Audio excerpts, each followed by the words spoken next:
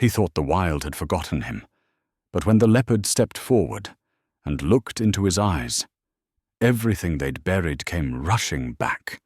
The frost had settled thick across the trees in the Upper Carpathians.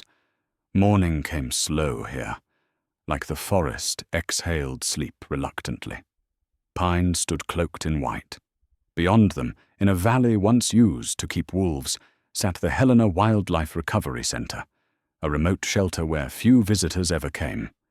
No welcome signs, no gift shop, just concrete, old fencing, and the low murmur of troubled animals learning to trust again.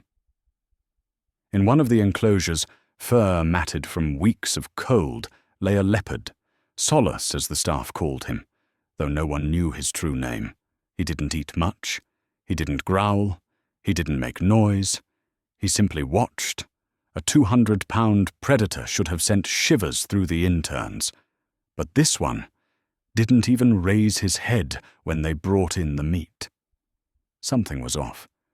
It was as if part of him had stayed behind, somewhere far away, like his body was here, but the rest of him, still trapped in whatever place had first broken him. Shelter vet Dr. Rowan Field, a 45-year-old with white-streaked auburn hair and the calm intensity of someone who'd once performed surgery on a lynx during an avalanche, watched him from the observation platform. She tapped her pen against her notepad. Post-traumatic shutdown, she muttered. Neurological freeze response. Classic signs. Solace had been found near the border, chained in an abandoned trafficking warehouse. No microchip, no ID tag, just scars and one dislocated toe. The assumption was that he was part of the illegal exotic animal trade, meant to be sold to private collectors in Eastern Europe. How he got there, no one knew. But something about him was off. "He's waiting for something," said one of the handlers. "No," Rowan replied softly. "He's remembering something." 2 weeks passed. The snow came heavier. The facility sank into quiet. Still, Solace did not stir. Then, on the 23rd morning of December, something changed. The temperature was rising, ever so slightly. The air had that glassy stillness before rain. A car pulled up, unexpected. Most of the staff were inside, prepping vaccines.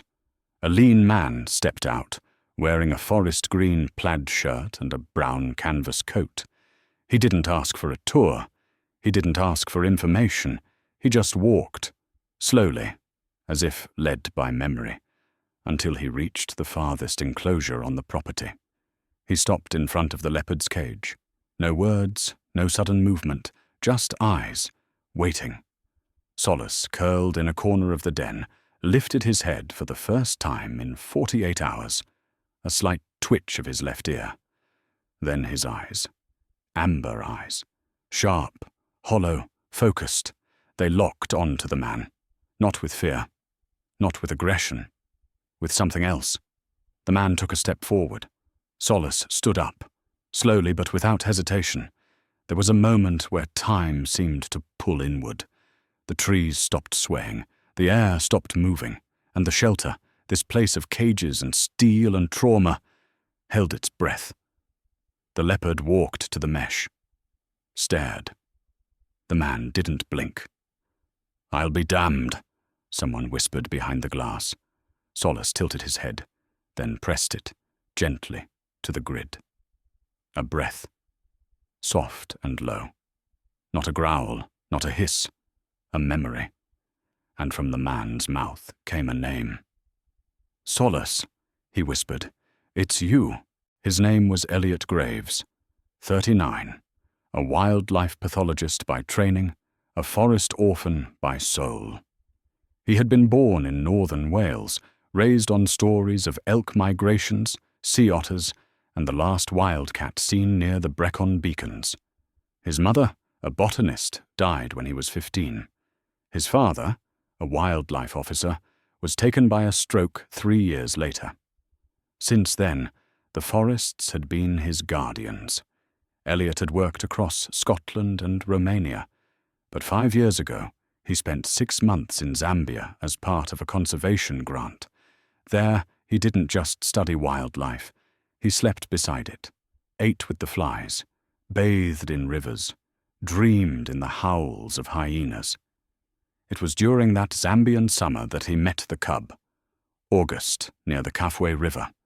He had followed fresh paw prints along a dried riverbed, searching for signs of poaching. He found instead a mother leopard, her flank riddled with bullet wounds, and a cub barely old enough to walk, curled beside her cooling body. Elliot didn't think. He wrapped the cub in his jacket, took the bites and the scratches, and carried him 4 miles back to camp. The snare had almost severed the cub's paw. Maggots had eaten into the flesh. Elliot operated alone, under the canvas shade of his field tent. He cleaned the wound with boiled river water and disinfectant, stitching by headlamp. He thought the cub would die. But it didn't. For 21 days, Elliot lived beside him. He fed him minced impala, built a small pen from bamboo and netting, slept nearby so the cub could hear his heartbeat. And every night, the cub would lift his head and stare through the mesh at the stars above. "Light!" Elliot once whispered to him. "Even in all this pain, you still watch the light." He named him Solace. When the cub was strong enough, Elliot released him back near a gorge with plenty of cover and prey. He watched him disappear into the tall yellow grasses and told himself it was over. It wasn't. Back at the shelter in the Carpathians, Elliot hadn't expected to feel anything. He had only come because a Romanian vet had emailed him a photo of a leopard, scarred, silent, unmoving, with the brief note, "This one doesn't behave like the others. We think he's remembering something. You should see for yourself." Elliot had nearly deleted the message. But then, something in the eyes, in the scar above the left paw. And now here he stood, before the animal who had once licked the blood from his palm, who had let him place a hand on his chest when fever threatened to take him. Before Solace. The leopard moved closer. They stood inches apart, one behind mesh, the other behind memory. Elliot's breath caught. Solace pressed his body to the fence, then sat, just like he used to as a cub. A handler nearby dropped her clipboard. "Do you see this?" someone whispered. "Impossible," murmured Rowan. "No," Elliot said softly, never breaking the gaze. "Just forgotten science." They stayed like that for minutes, hours maybe. The snow melted into mud. Light shifted. A man in a green plaid shirt, a leopard from another life. Recognition that defied biology, and neither of them moved. The footage went viral before they even had time to process what had happened. A junior intern named Daria had recorded it through the thermal cam by the enclosure's west gate. The clip, titled "Leopard Reacts Strangely to Visiting Biologist," began with Solace lying motionless, as usual, then cut to him standing, alert, and gently pressing his head to the fence. The silence in the background made the moment more haunting. It ended with the leopard crouching beside the man in the plaid shirt, just watching him. Within 24 hours, the video had been viewed over 8 million times. But viral fame meant nothing to Elliot. He hadn't even realized someone was filming. All he knew was that Solace knew him. Not just in a vague, animalistic way, like some scent-triggered memory, but with intention, with presence. And it wasn't just Elliot who felt it. Dr. Rowan Field stood in the observation cabin that evening, reviewing the security feed with growing unease. She'd worked with bears, wolves, lynxes, and one ornery tiger named Boris in her early years. She had seen animals mourn, bond, lash out. But this was different. "This isn't training behavior," she said to her assistant, who nodded solemnly. "This is recognition, emotional recall." "You think he remembers him?" "I think he never forgot." In the days that followed, Elliot stayed near the shelter. He slept in an unused guest trailer and returned each morning to Solace's enclosure. Not as a scientist, not as a savior, but as something else, entirely. And every time he approached, Solace would rise, stretch, and pace, slowly, deliberately, toward the gate closest to Elliot. On the fourth day, Solace chuffed. It was low and soft, barely audible, but unmistakable, a friendly vocalization, a leopard's way of saying, "You're okay." "I know you." Dr. Rowan nearly dropped her clipboard. "You need to understand what that means," she said to the room. "This animal hasn't shown a single affiliative signal in months. No bonding, no curiosity. He's been shut down. Now he's vocalizing, with a specific human trigger." But there were skeptics. The shelter's director, Felix Renault, a sharp-featured man with years of bureaucratic scars, wasn't convinced. "We need to stop anthropomorphizing every animal who doesn't bite," he scoffed. "We're a recovery center, not a zoo for sentimentality." Elliot stood quietly by the monitors. "I'm not asking you to believe in magic," he said. "I'm just asking you to let me sit with him." And so they did. Each morning, Elliot read aloud from his old journals, notes from his Zambia fieldwork, quietly recounting the days when Solace was a cub. He read them like stories. And then you dragged the blanket into the corner, like a king reclaiming his throne. Solace would sometimes tilt his head. Once, he lay down as Elliot spoke, tail twitching, eyes never leaving the man's face. By week 2, something shifted further. Solace began refusing food unless Elliot was nearby. Rowan noticed first. "He's starting to associate safety with him," she whispered. "That's not just memory. That's trust rebuilding in real time." And then came the breakthrough. It was early, mist still clinging to the fence rails. Elliot had arrived before sunrise and stood beside the enclosure gate, holding a wool blanket, the same kind he used in Zambia. Solace came forward, not with caution, with intention. He pressed his nose to the fence slats and let out a prolonged, guttural rumble. Then, slowly, he leaned his entire body against the fence and closed his eyes. Leopards do not do this. Not to humans. Not in captivity. Not without years of training. But Solace, once broken, caged, almost lost, stood against the wire like a dog greeting an old friend. Tears ran down Elliot's face. He didn't speak. There was no need to. Solace remembered. No words were ever needed between them. The interviews came next. CNN, BBC Earth, National Geographic. Everyone wanted to know how it was possible. A leopard, allegedly trafficked through multiple countries, somehow reconnecting with a human who had cared for him years ago in Zambia. Elliot wasn't interested in the spotlight. He only agreed to speak once, in a brief recorded segment for a wildlife cognition journal. "There are things we don't fully understand about memory in big cats," he said, his voice soft. "And maybe we don't need to understand them. Maybe remembering someone isn't science. Maybe it's something deeper, closer to instinct or faith."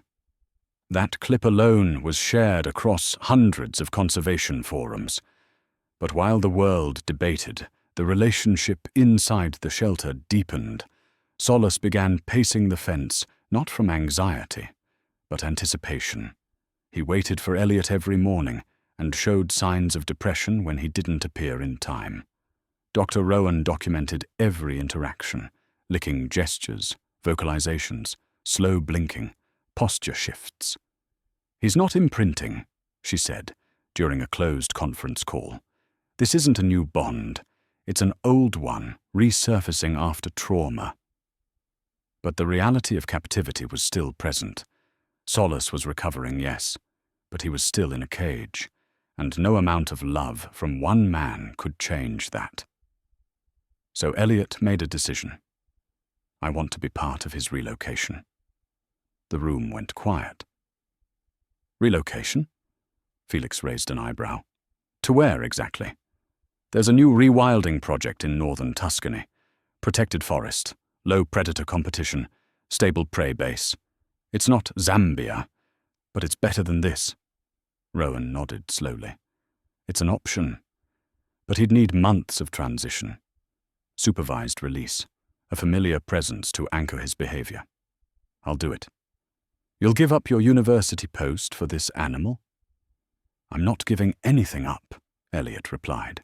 I'm choosing the only thing that's ever really felt like purpose. Approval came through after 6 weeks. The shelter partnered with the Tuscany Wildlife Trust.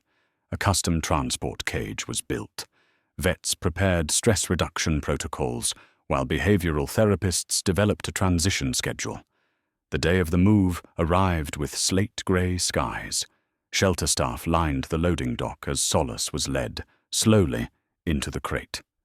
No sedation was used, only Elliot, walking calmly beside the handlers, speaking to Solace as he had in Zambia. Easy now, one step at a time.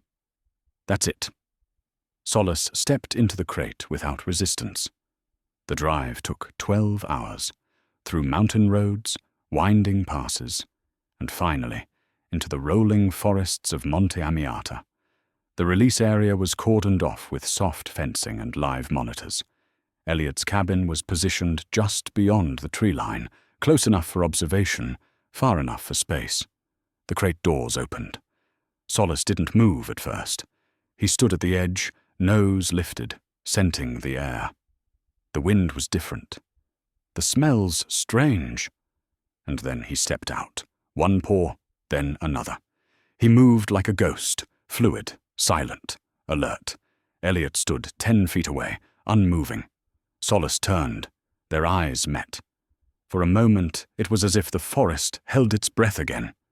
Then, without sound, Solace walked toward Elliot. Slowly, intentionally, brushed his side along the man's leg, and disappeared into the trees. A drone shot glides over the Tuscan canopy. Sunlight breaks through thick branches as a lone leopard pads across a moss-covered ridge. Below, Elliot stands, a small figure dwarfed by the wild. I spent years tracking wildness, looking for meaning in behavior charts and claw marks. Turns out I didn't save him. He saved something in me. The rain came down softly that morning, thin and silver, like threads unraveling from the sky. It soaked the treetops of the Tuscan sanctuary, whispered against the cabin roof, and beaded on the outer fence, where motion-triggered cameras blinked with quiet awareness. Elliot stood outside, wrapped in a weathered oilskin coat, holding a tin thermos he hadn't remembered filling. Sleep had come in scraps lately, not from restlessness, but from anticipation. Today was the day. Today, the final gate would open. It had been 3 months since Solace's arrival in Monte Amiata. In that time, he had grown stronger, faster, more confident. He had learned the smells of the pine, the sounds of the wood pigeons, and the way the wind curved around the hills like breath. He had hunted live prey in the transition enclosure, a small population of wild hares introduced by the trust. He had begun to roam in wide, purposeful loops. No pacing, no shutdowns, no glassy-eyed stares. Most importantly, he had stopped waiting by the fence. That had been the hardest part for Elliot. There were days when solace no longer came when called, when he simply watched from a distance, then turned and vanished. Rowan had warned him this would happen. "Bonded animals are not pets," she said. "If he truly recovers, he will leave you." That's how you'll know it worked. Elliot understood that. On paper. But in his chest it stung more than he expected. Now, with his breath fogging in the mountain air, Elliot walked the trail toward the final holding gate. A small team of wildlife officers waited nearby, clipboarded and quiet. Rowan stood beside the manual release lever, rain dripping from the peak of her hood. "You sure about this?" she asked. Elliot gave a nod. "It's time." He paused, glancing toward the forest, an endless stretch of green and shadow beyond the fence line. "If he walks away and never comes back, let him," he said. "Don't track him. Don't tranquilize him for a photo op. Let him vanish." Rowan pressed her lips together. "Understood." The two shared a moment, mutual respect, pain, pride. Elliot stepped back. The lever clanked. The gate's heavy latch lifted with a groan. The door opened. Nothing happened at first. The enclosure stood still. Mist swirled at the entrance like smoke. Then, from deep within the trees, a flicker of movement, a shape in motion, golden and low. Solace appeared. Not running, not stalking, walking, deliberate, measured. He crossed the final enclosure space, his massive paws silent against the damp ground. He paused at the threshold of the open gate, nostrils flaring, head lifted. For a long while he simply stood, tasting the wind like a poem. Elliot didn't move. He was 20 feet away, near the field blind. Solace took a step forward, then another. And then something extraordinary happened. He turned his head, not toward the trees, not toward the path out, but toward Elliot. Their eyes locked. This was no accident, no animal reaction. It was choice, recognition. Solace walked toward him. Rowan's breath caught. 5 feet, 3. He stopped just in front of Elliot, and for the first time since that bloody August in Zambia, the leopard chuffed. A soft, breathy exhale. Deep, familiar. A sound Elliot had only heard once before, on a stormy night beside a torn tent flap. He blinked back tears. "You remember?" Solace stepped closer, brushing his side gently against Elliot's knee, then turned, his head lifting once toward the open forest, and walked away. The world didn't end. There was no applause, only the sounds of mourning, the rustle of wet leaves, the call of a jay in the distance, the fading crunch of paw prints through underbrush. He was gone. Free. And Elliot stood still, water streaking down his face, not sure if it was rain or grief or the kind of release only animals know how to give. Over the following weeks, Solace didn't return. The trackers placed on his collar showed wide-ranging patterns. He was moving far, feeding well, favoring the upper ridges and a rocky plateau near a stream. Occasionally, the camera traps caught flashes of him, eyes glowing in night vision, a silhouette at dusk. Each time, Elliot would watch in silence, a private kind of joy swelling in his ribs. He began writing again, field notes at first, then longer reflections, observations on animal cognition, interspecies memory, trauma and recovery, but also something else, something personal. 6 months later, National Geographic published his essay. It was called "The Day the Leopard Looked Back." "There's a moment that no science journal can define," it read. "A moment when an animal who should have forgotten you walks to your side like you never left. A moment when time collapses. Not because of smell or sight or voice, but because something deeper, a bond carved not by training, but by survival, held on somewhere far inside." The door opened, and he chose to remember me. And then he chose to walk away. The piece was shared across the world. Conservationists referenced it. Therapists cited it in trauma recovery circles. A documentary crew requested access to the archives. But Elliot declined. Some things, he believed, weren't meant to be dissected. Some things were meant to be remembered quietly. One spring morning, nearly a year later, Elliot sat beneath a cypress tree at the edge of the rewilded zone. His hair had grown longer, flecked with grey. A new notebook sat on his knee. He no longer watched the trackers. no longer followed the camera feed. And then, without warning, a shape moved through the grass. He turned. There, across the clearing, stood Solace. He looked stronger, wilder. His muscles rippled like taut rope beneath dappled fur. His eyes were no longer tired. They glowed. Elliot didn't speak. He didn't move. Solace stepped forward, 3 paces into the clearing. The wind lifted between them. He blinked, then turned, and disappeared once more. Some animals never truly leave you. They carry part of you through the wild.